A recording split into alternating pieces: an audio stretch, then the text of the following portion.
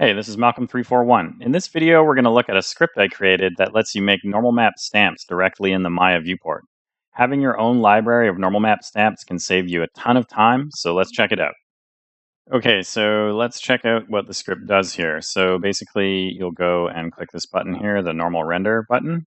And when you click it, it will create this special light rig here that's set up and a special material and basically show you what the normal map would look like directly on any object that you apply the material to in the scene with the lights. And so if you go into the top-down view, for example, that's the view that you'll want to use. This will be basically a normal map that you could paste into Photoshop or Substance Painter or whatever. The script will create a group here that stores all the stuff. So you can see there's the special light rig, and it just generates this primitive so you can see that the tool is actually working. And then in the hypershade, it'll apply like a special material to this to get it to render correctly. So the cool thing about the script is if you click the button a second time, it will actually clean out your scene and get rid of all that junk. So you don't have to worry about it cluttering up your scene. The other thing that it'll do is it'll turn off the color management in the viewport, and that'll allow the normal maps to render correctly. So here, when I click the button, you'll see it makes all this stuff and it disables this. When you click the button again, it gets rid of that stuff and re-enables it. So if your scene ever gets messed up, you can always just click it to create it and then clean it back up again. The other really cool thing is if you have nothing selected, it'll do what we just saw. But if you actually select some meshes first and click the button, it won't create the primitive, and it will apply the material to those objects. So if you click the button again, it'll just put Lambert 1 back on it. And if you have the object selected, you can click it, add it there. See, this one's all messed up because I didn't have it selected, so it doesn't have the special material applied. But that's not a problem. Just click the button again, reselect, and then click again to apply everything that you need there to make it render correctly. And then the power of this tool is if we go over here and we start modeling. So let's go extrude the face here, and then we'll pull this up. You can actually see over here in real time as you're modeling, you can see what the normal map is doing. So you can actually see, oh, there it's down, there it's up. And if I pull it up more, the normal map will get more extreme. So it's a really handy way to get real-time feedback as you're actually modeling stuff, how it will render out in the normal map. So here, let's just extrude that guy one more time. Let's make this go down, let's say. Sure, let's go down and we'll put a little bevel on it or whatever. And then the really cool thing is that, of course, it'll work with smoothing. So if you just press 2, and then we go over here, actually, let's press 3 in that viewport, the normal map will render smooth. So this is a really cool way to actually create some details here. We'll just add a couple edge loops in here to make it more clear what's going on.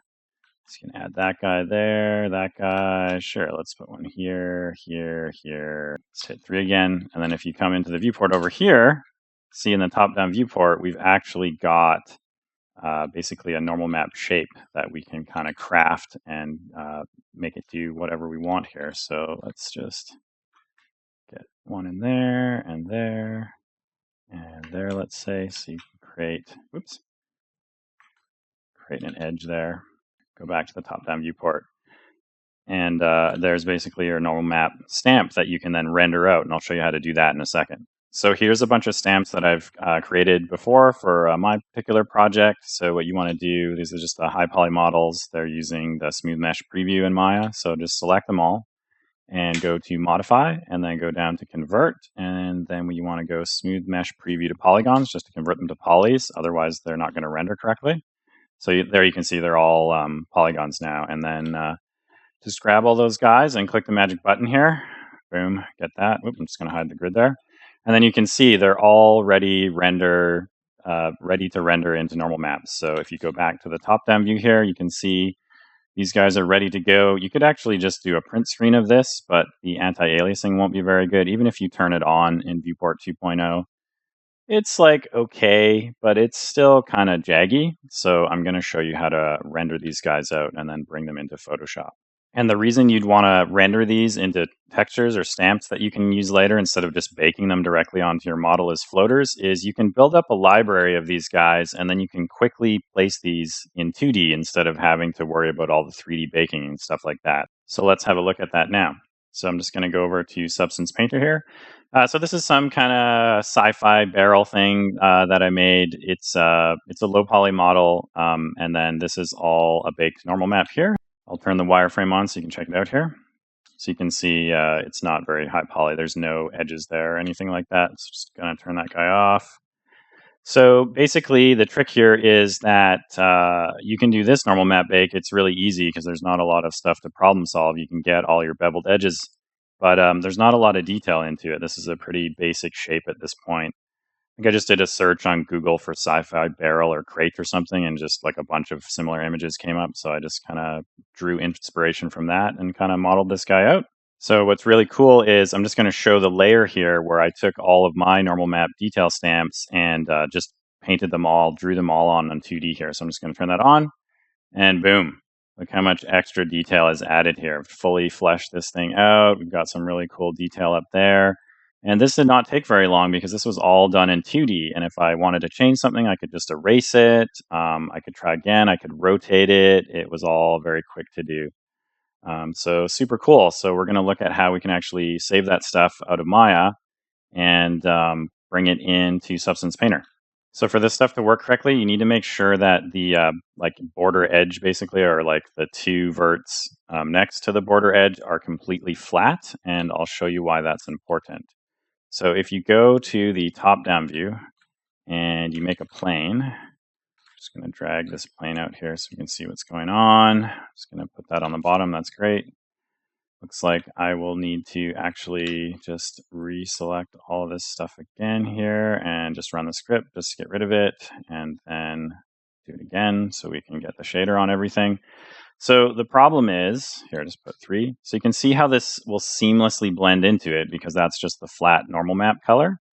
But now watch what happens if I were to have an angle on there. So I'm just going to make that a bit wider. So if I don't have that perfectly planar, that border edge, I do something like that, let's say, go back into 3, you'll see it will actually create a seam there, which might be desirable. Maybe you want it to look like it's pushing up out of the stamp or whatever.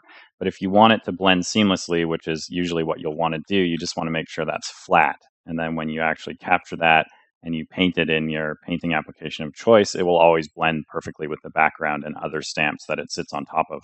Okay, so to render these guys out, you'll basically go up here to this little eyeball. That's the render view. So click that and open it up. You get the render view here. And we'll just do a test render. So we want to click on render and then render again. And then we want the top because that's where it's going to render correctly. Okay, and you get that. We're just going to go to the top-down camera and kind of center that up a little bit better. Click the render button again. Sure. Great. Good enough. Okay.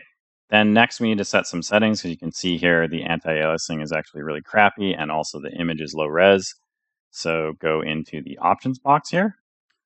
Click that open and we want to go down here to the resolution and let's just go 4K. We want this to be really high res because remember you're going to be scaling and rotating and shrinking these stamps. So the higher res the better. Then go over to the Maya software tab. Sorry, I should mention you need to use the Maya software renderer. So you can do it in the hardware renderer, but like I said, the anti-aliasing won't be as good. This tool won't work in Arnold, so go to Maya software. And then under quality, go to production. And yep, highest quality. That stuff's all good when you choose highest quality. And we can close that down and click render. So we're going to get a much bigger render. It's going to take a little bit longer, a couple more seconds here. The Maya default render is really old and slow, but it is still useful to render this type of stuff. So we've got our render there. So if you press this 1 by 1, it'll actually show you the true resolution. So even though it was zoomed out and it looked like pretty small, this is the 4K render. That's how big your stamps are. So that's well big enough to work with them in Photoshop and scale them down to a more appropriate size. And because we set the high quality production settings, you can see everything's nice and perfect. It's all anti-aliased and looks great. Also, you'll want to make sure once you've set the Maya software render that this thing, the exposure controls are set to 0 and 1, and that you set the render mode to raw, which I think my script might actually flip over for you anyways, but if it doesn't, make sure this is raw, because if you're in Gamma 2.2, the normal map colors will come out wrong and your normal maps will look all wonky. So now all we need to do is go up to File and go Save Image. And what you want to do is you want to select PNG. And the reason that you want to do PNG is because it'll bake the alpha transparency directly into the stamp. So you don't have to like apply the alpha channel or cut around them or anything. I'll show you in a second here. So if you use PNG, this just saves you some time. You can, of course, save these wherever you want. This is just for demonstration purposes. So sure, textures. So there's the stamps. I already saved this, but we'll just do it again just so you guys can see how to do it. So save it as YouTube. And it takes a couple seconds. Okay, there. So it's all done. Okay, so we'll just open that folder, and that's the one called YouTube, and I'll just drag that into Photoshop, and that'll open it up. And so this is super cool. So if you save as the PNG, see how there's no background and there's no background layer? So we already have our alpha channel perfectly set up for us. So now we can just marquee select each one of these and like cut it out, paste it into a new, I don't know, this is probably like, I don't know, let's say 512 by 512 for this guy here. Paste that in. Yeah, great. Okay, cool. You want to do square because of the brushes in Substance Painter, so I wouldn't recommend doing a rectangular one or else it'll be stretched or whatever. So if you pasted your stamp in and it came in over here and like really high or whatever, let's say it came in like that and you want to center it, you just go Control A, press V, and then go center, and then center. And then just deselect. And when I was doing this last night, I had a weird bug. So I'll mention it here. It's not happening now. When I zoomed into some of these, they were actually like a little bit semi-transparent, and you could see like the checkers behind them. So if this happens to you, if you run into this problem, all you need to do is come over here, hold Control on the keyboard, click it so it selects everything, and then make a new layer. And then put that layer behind this guy, and then go into the paintbrush tool, and you want to do RGB, so 128, 128, 255, and then hit enter. And that's the flat color for a normal map. And then I'm just going to go into the paint bucket tool and paste it there. So you've got your flat normal map color there. And just deselect. And so if you run into that problem, you can just put that flat color behind each one of those and it'll fix it. Like I said, it's not happening here, but I don't know why that happened last night. So you can see nothing changes when I do that. Now let me show you another gotcha that you need to watch out for when you're rendering anything in any software renderer. Basically, what happens when you render it with an alpha channel like this is the background color of my render in Maya was black or whatever color. And when the alpha gets rendered into the transparency, basically, it's going to capture some of that background color and actually fuck up your render. And I'm going to show you guys how to fix that. So I'm just going to put a gray background behind this so you can see what the issue is. So when I put that gray background on, you can actually see there's a black outline around all my alphas. And you're probably like, what the fuck? Like, what is this crap? Like, why doesn't it just render out correctly? And that's because there's a secret setting in every software render, in Arnold, in Mental Ray, in everything in Maya software. So let's check that out now. So let's go back over to Maya and back to the Maya software render, back into the options for that render. And I believe this will be different in every, the location of this will be different in every software renderer. But in Maya, it is render options, and then scroll down. And then this is the setting, and this will be the same name in pretty much every renderer in the world, pre-multiply, and turn that off. And so, and then just let's render the frame again here. It's not going to look any different, but it's going to fix the issue inside of Photoshop. Okay, and then go to save image, and same thing, we'll just overwrite the YouTube. So what pre-multiplying does is, like I said, the background color of this image is black. And if we go over here and we click this button, it's going to display the alpha. And so the alpha is anti-aliased. And because the background color is black and the normal map is purple, it's blending between the purple and the black and giving you a little black halo. And so when you turn pre-multiplying off, the alpha channel renders exactly the same. But if you look at the RGB is actually jaggy, and that's because it's not pre-multiplying the color. And what that helps with is it basically pads out the edge of the normal map or whatever render you're doing, and then the alpha creates the fade. So it basically gets rid of that black. So let's go back into Photoshop here, and that just updated. So again, I'm just going to make a new layer and fill it with gray and move that to the background, and boom, no more black edge. So that's something to watch out for anytime you're doing any type of software render with a background color and getting an alpha. If you've been doing compositing at all of any kind, even compositing in Photoshop like I do, you'll always have that black edge unless you turn pre-multiply off. So now all you need to do is cut each one of these guys out and paste it into a new image and save that image as PNG so it has no background with no layers, and then put it on your hard drive wherever you want to create your library of stamps. Choose whatever resolutions you want. I did this guy, I think, at 2K, 512 for all this stuff, maybe 256 for this guy, maybe not. And so I saved my stuff here. So there you can see my library. Each one of these is a separate image. And if you open that guy up in Photoshop, you can see, see there's no background layer and there's no black edge around it. Okay, so in Substance Painter, now that I've saved all those to the hard drive or whatever, you can import them through the shelf or just to the project or however you want. I have a custom shelf on my hard drive, so I just put stuff in a folder and it magically shows up in Substance every time I start. So basically what you want to do is you create a new layer, so then you can erase on it if you change your mind or anything. And then you select the paintbrush tool, and then you right click, and then we want to do flow at 100%. Spacing, it kind of doesn't matter because we're just going to be clicking one at a time. Set all that stuff to off, tangent warp, backface culling, size, space, object. And then you want to turn the alpha off, otherwise it's going to fade the edges of your stamp, which you don't want because it's a normal map. And then we want to turn off color, height, rough, and metal. So we just have normal.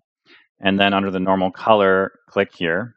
And then let's see, what should I search for? I think my shelf is called Malcolm. Yeah, there we go.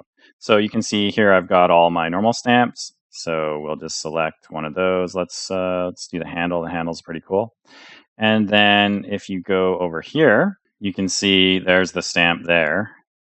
And we can scale it up. Okay, so you can scale and rotate the stamp, which is super handy because you can't rotate normal map stamps in Photoshop unless you rotate them by 90-degree angles. But in Substance Painter, you can rotate to any angle. So what do we do here? You hold Control on the keyboard and hold left mouse and drag, drag up and down. So you drag up and down to rotate the stamp. So I'm going to rotate it around like this. And you hold Control and right mouse button and drag left and right to scale up and down. So like, let's say we want the handle like about that big. And then one thing that you need to watch out for, the flow up here, that should be 100. When I was holding Control and left mouse and going up and down, it rotates. But if you go left and right, it does flow. And flow will make the normal map less impactful. It'll basically be the alpha transparency of the normal map. So you always want 100, unless you wanted to stamp it at a lower rate. But I might do that on a layer so you can control the layer opacity and have more control that way. So you come in here and then you click it. Boom. And it's that easy. And then you've got your perfect handle. Then you come over to this side and whatever, you click it and boom, then you've got another handle. And then you can quickly come in and do like really cool stuff. You can detail your whole object. You just right click and you click on this guy and then you just choose another stamp. So let's say, I don't know, let's try this guy, for example. And then again, you just hold Control and left mouse button, left and right, up and down with the left mouse button. Sorry, the right mouse button to scale, left mouse button to rotate. And then, I don't know, this is cool. We've got like this buckle here, let's say. So just, rotate that a little bit and snap it in and boom, just like that. You've got this like cool detail that took you like, oops, that one's kind of crooked. So you can always just undo. But if you do it crooked and it looks too shitty, then the cool part is you can just switch to the eraser tool. And let me just right click, and I don't like the alpha on that either. So just going to turn that guy off. And then you can just come and you can erase it. So you can go to the paintbrush and click it. And if you don't like that, you can just come in and try again and erase it again. So same thing here, right click. Whoops, I'm still in the eraser. Right click, go down to the bottom, click here. Let's say, I don't know, cool. Let's add a rivet. So there's another one there. And then scale that guy down to like rivet size, let's say. So get a rivet going on there, rivet going on there.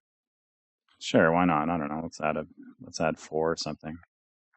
Now the really cool thing is you can actually add stamps on top of stamps to create like a double stamp. So here, I'll check this out. So I've already stamped there, but like, what if I go in and I'll add this guy as well, like right here. So you can create like cool like double features, like add detail within the detail to create some more interesting shapes.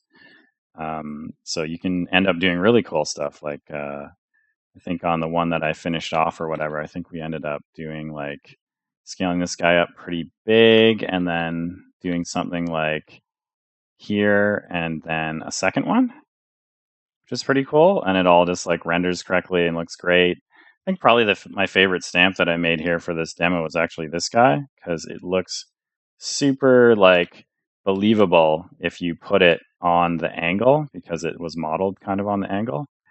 So if you put it there, basically it creates like this cool 3D look where it looks like it's actually like beveled in to the actual mesh, even though the mesh is like really simple and just has that beveled edge on it. So you can create some like pretty awesome effects in like a matter of seconds and just detail out your whole model like really easily. So something else to mention is, as we've been stamping this stuff down, I don't know if you guys noticed, but it's actually all inverted. So I guess for whatever reason, Substance Painter chose to do the DirectX style normal map, which is basically like negative Y, and Maya is positive Y. So you have to use the OpenGL style normal map, which I'm a lot more comfortable with because that's what I've been using for my whole career. So you can't even really tell here, but these are actually all facing the wrong way. So if you wanted to have these normal map stamps be positive or negative facing, basically what you need to do is go to your layer here and right click and add a levels, and then click this options box for the levels here, and then change it from base color to normal, and then change the channel to green, and then click the invert button. There we go. See how much better it looks now? Now all the lighting is synced up and it looks, well, it doesn't look all messed up. But what you can do is you can create 2 layers, one for positive Y and one for negative Y. And then if you paint on either of the layers, you don't have to worry about like stamping it inverted. You can just paint it on the layer. And then if you fuck up, you can always just erase it. So it's really a non-destructive workflow. That's like pretty cool. And if you ever forget which way is up or down in a normal map, basically this happens to me all the time. I created this little image to remind myself. So like up, basically green is at the top, purple's at the bottom, down extrusion, purple's at the top, and green is at the bottom. So I'll just put that in the description. You guys can download it if you forget about that stuff too. And then in Painter, basically you can just press C on the keyboard and cycle through. And so when you look at stuff, you can look at like the top of this stamp that I made. So it's purple on the top, so we know it's going down. And if you turn off my invert, then you can see it's green at the top, so we know it's going up. So basically that's a quick way to remember what is extruding up or what is extruding down in a normal map. So there's the quick demo, and basically I'm just going to hide that, and we'll go to the layer that I already prepared previous to filming this. So click that guy, and you can see that those are all the stamps that I used. And then I just spent a little bit more time on it, like making it more interesting and kind of thinking about where I wanted to try some stuff and change it. And so it's really cool. Like you can take a model that's like really pretty basic and then just detail it out and then reuse those stamps on a different project. You know, like how many different rivets are you going to make? Like maybe 5, something like that. And then you can just reuse those kind of for the rest of your life. If you've already purchased the full script pack, this will be a free update, so you just need to download it again to get the new stuff. If you haven't purchased the script pack yet, you can grab the script by itself, or you can get it in the full script pack. So take your pick. Thanks for watching, everybody. Without viewers like you, this channel would not be possible. If you like this video, please purchase something from the online store. Each purchase goes towards creating more video content and keeps the channel ad-free. See you next time. Have a remarkable day.